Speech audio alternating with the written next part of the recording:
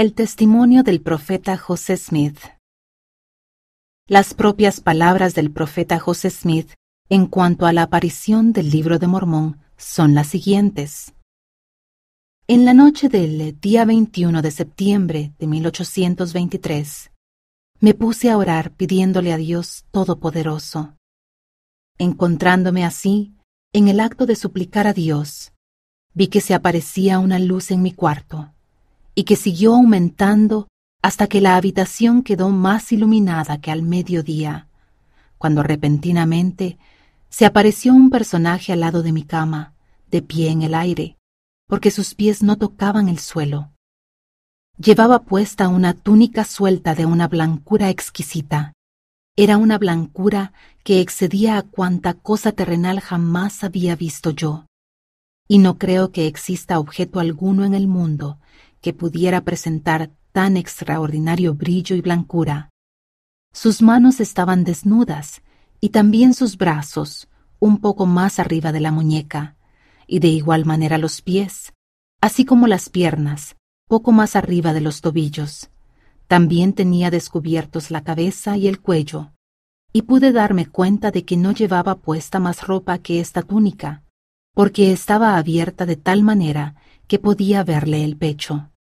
No solo tenía su túnica esta blancura singular, sino que toda su persona era gloriosa, más de lo que se puede describir, y su faz era como un vivo relámpago. El cuarto estaba sumamente iluminado, pero no con la brillantez que había en torno de su persona. Cuando lo vi por primera vez, tuve miedo, mas el temor pronto se apartó de mí. Me llamó por mi nombre y me dijo que era un mensajero enviado de la presencia de Dios y que se llamaba Moroni, que Dios tenía una obra para mí y que entre todas las naciones, tribus y lenguas se tomaría mi nombre para bien y para mal, o sea, que se iba a hablar bien o mal de mí entre todo pueblo. Dijo que se hallaba depositado un libro, escrito sobre planchas de oro, el cual daba una relación de los antiguos habitantes de este continente, así como del origen de su procedencia. También declaró que en él se encerraba la plenitud del Evangelio eterno, cual el Salvador lo había comunicado a los antiguos habitantes. Asimismo, que junto con las planchas estaban depositadas 2 piedras en aros de plata, las cuales, aseguradas a un pectoral, formaban lo que se llamaba el Urim y Tumim, que la posesión y uso de estas piedras era lo que constituía a los videntes en los días antiguos o anteriores, y que Dios las había preparado para la traducción del libro. Por otra parte, me manifestó que cuando yo recibiera las planchas de que él había hablado, porque aún no había llegado el tiempo para obtenerlas, no habría de enseñarlas a nadie, ni el pectoral con el Urim y Tumim, sino únicamente a aquellos a quienes se me mandase que las enseñara. Si lo hacía, sería destruido. Mientras hablaba conmigo acerca de las planchas, se manifestó a mi mente la visión de tal modo que pude ver el lugar donde estaban depositadas, y con tanta claridad y distinción, que reconocí el lugar cuando lo visité. Después de esta comunicación, vi que la luz en el cuarto empezaba a juntarse en derredor del personaje que me había estado hablando, y así continuó hasta que el cuarto una vez más quedó a oscuras, exceptuando alrededor de su persona inmediata, cuando repentinamente vi abrirse algo como un conducto que iba directamente hasta el cielo, y él ascendió hasta desaparecer por completo, y el cuarto quedó tal como había estado antes de aparecerse esta luz celestial. Me quedé reflexionando sobre la singularidad de la escena y maravillándome grandemente de lo que me había dicho este mensajero extraordinario, cuando en medio de mi meditación de pronto descubrí que mi cuarto empezaba a iluminarse de nuevo, y en lo que me pareció un instante, el mismo mensajero celestial apareció una vez más al lado de mi cama. Empezó y otra vez me dijo las mismísimas cosas que me había relatado en su primera visita, sin la menor variación. después de lo cual me informó de grandes juicios que vendrían sobre la tierra, con gran desolación causada por el hambre, la espada y pestilencias, y que esos penosos juicios vendrían sobre la tierra en esta generación. Habiéndome referido a estas cosas, de nuevo ascendió como lo había hecho anteriormente.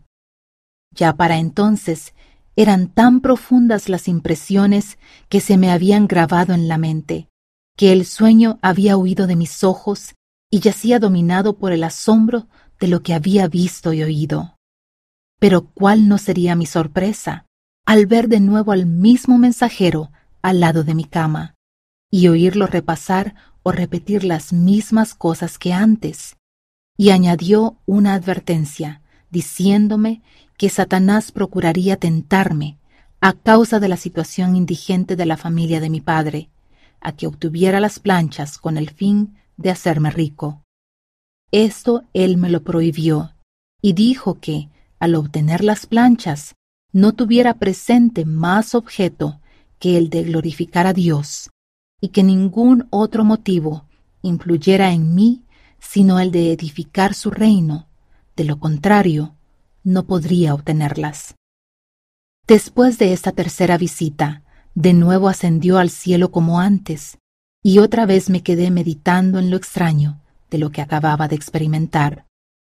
Cuando casi inmediatamente después que el mensajero celestial hubo ascendido por tercera vez, cantó el gallo, y vi que estaba amaneciendo, de modo que nuestras conversaciones deben de haber durado toda aquella noche. Poco después me levanté de mi cama, y como de costumbre, fui a desempeñar las faenas necesarias del día. Pero al querer trabajar como en otras ocasiones, hallé que se me habían agotado a tal grado las fuerzas que me sentía completamente incapacitado. Mi padre, que estaba trabajando cerca de mí, vio que algo me sucedía y me dijo que me fuera a casa. Partí de allí con la intención de volver a casa, pero al querer cruzar el cerco para salir del campo en que estábamos, se me acabaron completamente las fuerzas, caí inerte al suelo y por un tiempo no estuve consciente de nada. Lo primero que pude recordar fue una voz que me hablaba llamándome por mi nombre. Alcé la vista y vi, a la altura de mi cabeza, al mismo mensajero, rodeado de luz como antes. Entonces me relató otra vez todo lo que me había referido la noche anterior, y me mandó que fuera a mi padre y le hablara acerca de la visión y mandamientos que había recibido. Obedecí, regresé a donde estaba mi padre en el campo, y le declaré todo el asunto. Me respondió que era de Dios, y me dijo que fuera e hiciera lo que el mensajero me había mandado.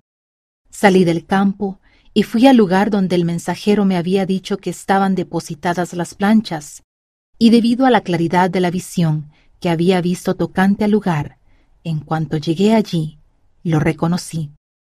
Cerca de la aldea de Manchester, condado de Ontario, estado de Nueva York, se levanta una colina de tamaño regular, y la más elevada de todas las de la comarca. Por el costado occidental del cerro, no lejos de la cima, debajo de una piedra de buen tamaño, yacían las planchas depositadas en una caja de piedra.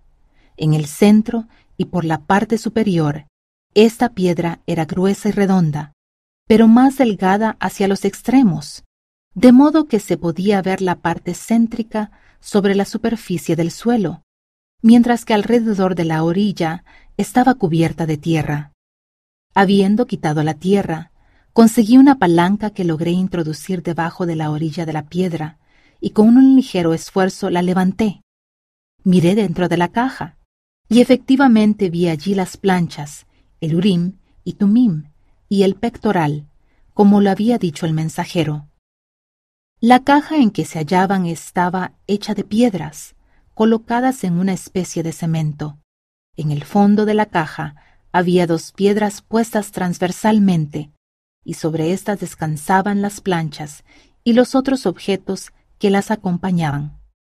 Intenté sacarlas, pero me lo prohibió el mensajero, y de nuevo se me informó que aún no había llegado el tiempo de sacarlas, ni llegaría sino hasta después de 4 años, a partir de esa fecha, pero me dijo que debía ir a ese lugar precisamente 1 año después, y que él me esperaría allí, y que había de seguir haciéndolo así hasta que llegara el tiempo para obtener las planchas.